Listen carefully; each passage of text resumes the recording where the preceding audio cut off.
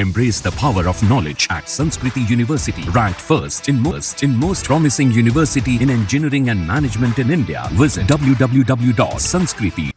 जम्मू कश्मीर में विधानसभा चुनाव होने जा रहे हैं और सभी पार्टियां इस समय दम लगा रही हैं और दावा भी कर रही हैं कि वो ये चुनाव जो है वो जीतेंगी। इस सब पे बात करने के लिए हमारे साथ नेशनल कॉन्फ्रेंस के जनरल सेक्रेटरी अली मोहम्मद सागर साहब हैं, जो पहले मंत्री भी रह चुके हैं, विधायक भी रह चुके हैं। उनसे बात करते हैं। सर, अगर मैं चुनावों की बात करूं, किस तरह से नेशनल कॉन्फ्रेंस और एक तरह से कहा जाए तो इंडिया अलायंस तैयार है इन इलेक्शन? सर, मुझे लग रहा है वो ऑलरेडी हम 6 साल से बैठे हैं कि लोगों की राय पूछी जाए और जो रियासत में तबाही और बर्बादी हुई, जिसको ये दिल्ली से ये प्रबंधन किया जा रहा है कि हमें बहुत काम अच्छे किए जम्मू कश्मीर में।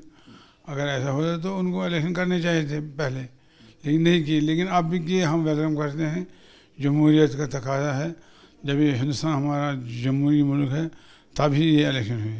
इलेक्शन हो गई, इनको लगा पता चलेगा ही कि लोग क्या चाहते हैं और इनको रेस्पेक्ट करना चाहिए उस मैंडेट का, ताकि आगे जाकर लोगों की जो मुश्किलात हैं वो दूर हो जाए। लेकिन सर, अगर हम इन चुनावों की बात करें, क्योंकि लगातार सबसे ज़्यादा टारगेट नेशनल कॉन्फ्रेंस पे बीजेपी कर रही है, खासतौर पर अमित शाह कर रहे हैं। परसों वो आए भी थे और उन्होंने कहा कि बताए, नेशनल कॉन्फ्रेंस कांग्रेस बताए कि जिस तरीके से 370 की बात आप कर रहे हैं, फिर से आप 2 झंडे 2 निशान की बात कर रहे हैं, हरी पर्वत तक का उन्होंने जिक्र किया और सीधा टारगेट किया।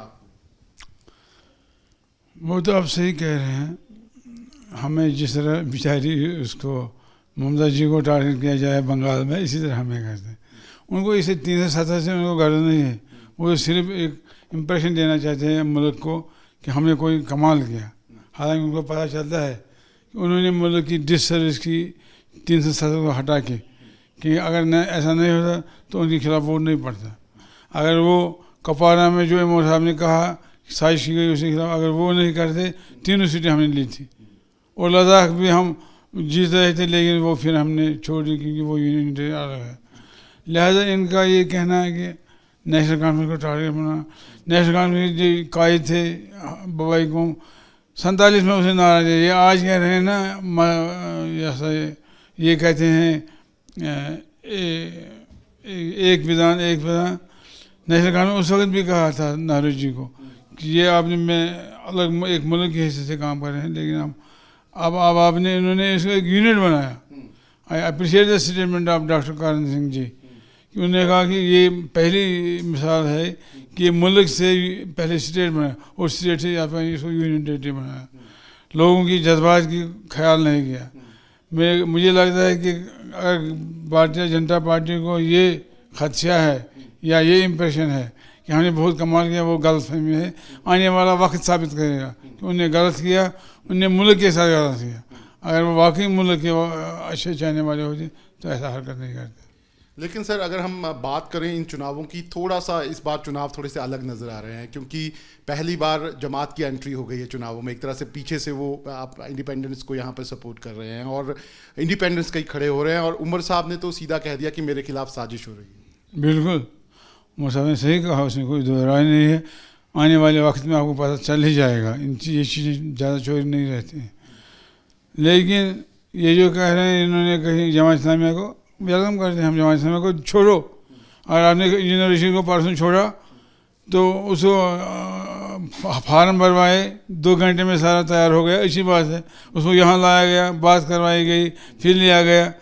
ये जैसे इनकी प्रॉपर्टी है, ये सारी ये भारत को समझिए ये हमारी प्रॉपर्टी, जो जिस तरह चलना चाहे। भाई, भारत के आप अपने हमारे मुल्क के मुफादात को मद्देनज़र रखो, उसके इंटरेस्ट को प्रोटेक्ट करो, वो हकीकी मायने में देश सेवक होता है। लेकिन इन्होंने जो किया मुझे लगा मुल्क के हक़ में नहीं है।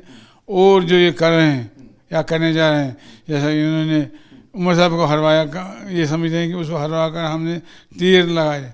ये नेशनल फोर्सेस को यहाँ तबाह कर रहे हैं, बर्बाद कर रहे हैं। और उन फोर्सेस को जिन्होंने कल तक पैसे खाए, आज ABCD पार्टी के रूप में उनको ला कर ये इम्प्रेशन गलत देना चाहते हैं तमाम मुल्क को कि लोग हमारे साथ हैं। ये कोई पीस यहाँ उन्होंने बाई किया है। उन्होंने कोई पीस यहाँ अगर बाई देयर पॉलिसी प्रोग्राम आते तो अच्छी बात थी, लेकिन ऐसा नहीं हुआ।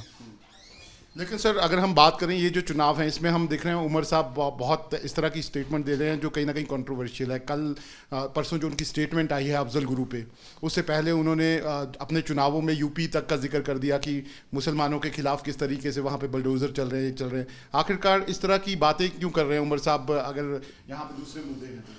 नहीं, उमर साहब कोई गलत बात नहीं करेंगे। वो देश के हमेशा हामी रहे हैं और सारे पार्लियामेंट ने उसकी तालियां बजाई जब उन्होंने अमरनाथ के बारे में बात की। उन्होंने कहा ये हिंदुस्तान हमारा है, हमें कश्मीर को ये ताज बनाना चाहिए।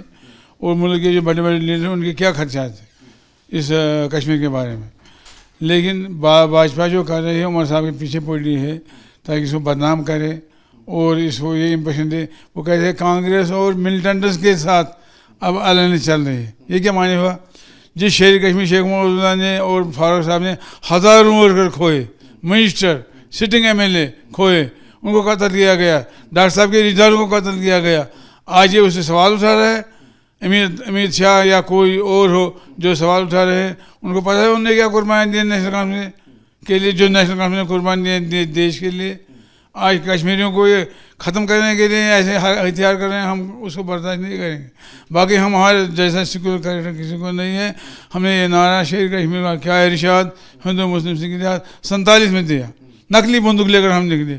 ये एक मारा था हमारे लीडर का, उसने यहाँ के लोगों के जहन में बाहर था हम सब एक हैं। ये एक चमन है और इस चमन के डिफरेंट फूल है, चाहे वो हिंदू हो, मुसलमान हो, सिख ईसाई हो, क्रिश्चियन हो, हम सब इसके वारिस हैं। लेकिन आजकल जो ये तस्करा करने में लगता है वो देश के हक में नहीं है। सर एक चीज़ और निकल कर सामने आई कि आपने उमर अब्दुल्ला साहब ने सीधा तौर पर महबूबा मुफ्ती को टारगेट किया। उन्होंने कहा कि राम माधव यहाँ पर आ गए हैं और उनको इसीलिए भेजा गया। लेकिन आपको फिर टारगेट किया गया बीजेपी की तरफ से भी यहाँ पे कि आप लोगों ने जब 2014 में आप डेस्परेट थे सरकार बनाने के लिए और आप गए, उमर साहब खुद गए थे अमित शाह के पास सरकार बनाने। उसकी तरजीह की है उमर साहब से ज़्यादा, उससे जिस लीडर के खिलाफ उन्होंने एलिगेशन लगाई उसने खुद तरजीह की। और ये हमें कहते हैं कि हम गए थे बीजेपी के पास। हाँ, हमने हुकूमत बनाई बीजेपी के साथ जब वाजपेयी साहब मिनिस्टर थे, प्राइम मिनिस्टर थे। आज वाजपेयी साहब की बीजेपी नहीं है ये, अगर होती तो ये हरकतें नहीं करते। वाजपेयी साहब ने कहा मैं पाकिस्तान से बातचीत करूँगा, वो परमानेंट सॉल्यूशन है। जमहूरियत, कश्मीरियत और कहा था तीसरा वर्ड क्या कहा था, इंसानियत, इन चीज़ों के दायरे में हम काम करें। वाकई उमर साहब को फ़ख्र था कि उसने ऐसे जैसे स्टेटमेंट से बात उसके कैबिनेट में रहा। लेकिन आज जो हाल है, हमें क्लियरली कहा, हमें कहा हम गांधी के हिंदुस्तान के साथ हमेशा रहेंगे, थे भी रहेंगे भी। लेकिन ये जो गोडसे का हिंदुस्तान है इसके साथ हम नहीं है, जिसमें मुसलमान और हिंदू में फ़र्क किया जाएगा, वो नहीं है। मुसलमान हिंदू एक है। इस मुल्क को बनाने में कितने मुसलमान गए पाकिस्तान के साथ जब पाकिस्तान बना? 16 करोड़ मुसलमान और ज़्यादा मुसलमान यहाँ रहे हिंदुस्तान में, उन्हें ऑप्ट किया अपने मुल्क को। तो आज ये मज़हब के नाम पे ये कहेंगे, मंगलसूत्र के नाम पे भाई ये सफ़ेद टोपी पहनते हैं, ये कब्रिस्तान में लम्ब जलाते हैं, ऐसे मैंने कभी नहीं सुना। मैं भी 50 साल से नेशनल कॉन्फ्रेंस में मैंने कभी नहीं सुना। आखिरी सवाल है सर मेरा आपसे कि इंडिया गठबंधन जो है इस बार चुनाव इकट्ठे मतलब आप लोग इकट्ठे लड़ रहे हैं चुनाव। दूसरी तरफ से बीजेपी का भी दावा है कि इस बार सरकार जो है वो बनाएगी, किस तरीके से बनाएगी वो बता रहे हैं। क्या लग रहा है इस बार किसकी सरकार आप देख रहे हैं? खुद अगर आपसे पूछूं तो कौन सरकार बना रहे हैं? सरकार लोग बनाएंगे, जिसको लोग वोट देंगे उसकी सरकार बन जाएगी। तो अगर इनको एतमाद है लोगों पर, जो लगता है कि नहीं है इनको, जो हरकतें कर रहे हैं, अगर ये फेयर इलेक्शन करवाएं तो देखें जिसको लोग वोट में आए वो सरकार चलाएं, उसमें क्या है। जमात इस्लामी का कोई फ़र्क आपको लगेगा चुनावों में? कुछ नहीं। जमात इस्लामी उठे या कोई और जो इनके प्यादे हैं उनको भी इन्होंने आजमाया, ABCDEFGH, वो भी फेल हुए। अब और आजमाना है किसी साहब को, उसको भी आजमाए, लोग फैसला करें। तो आप देख सकते हैं ये है अली मोहम्मद सागर जो जनरल सेक्रेटरी हैं यहाँ पर नेशनल कॉन्फ्रेंस के। साफ तौर पर कहना है कि वो चुनाव यहाँ पर पूरे दमखम से यहाँ पर लड़ रहे हैं और जो भी साजिशें, जो भी टारगेट, जो भी पार्टियां कर रही हैं उससे उनको कोई फ़र्क नहीं पड़ता और वो ज़रूर यहाँ पर अपनी सरकार जो है वो बनाएंगे। वीडियो जर्नलिस्ट मोहम्मद यूनुस के साथ Shahnawaz Khan, news nation, Srinagar. Embrace the power of knowledge at Sanskriti University, ranked first in most promising university in engineering and management in India. Visit www.sanskriti. News nation अब व्हाट्सएप पर खबरों के ताजा अपडेट के लिए न्यूज नेशन के इस क्यूआर कोड को स्कैन करें।